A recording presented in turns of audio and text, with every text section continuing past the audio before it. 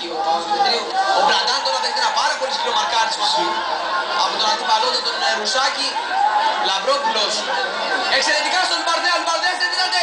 Ο Λουμπαρδέας κρατάει πέναλτι. Πέναλτι, πρέπει να δώσει πέναλτι ο διαιτητής. Πάνω στον Νίκο Λουμπαρδέα. Κίτρινη δίνει ο διαιτητής αναμέτρησης. Απίστευτη. Έλεος κύριε Τσουβάνο. Η Επιτροπή... Ξεκάθαρη ανατροπή του Νίκου Λουμπαρδέα από τον Αδαμόπουλο. Ο Λουμπαρδέας έφτασε απέναντι από τον πορτιέρο της Ηλιούπολης. Κατάφερε με ένα σπάσιμο της μέσης να τον περάσει από την δεξιά πλευρά. Αυτός τον ανέτρεψε με τα πόδια.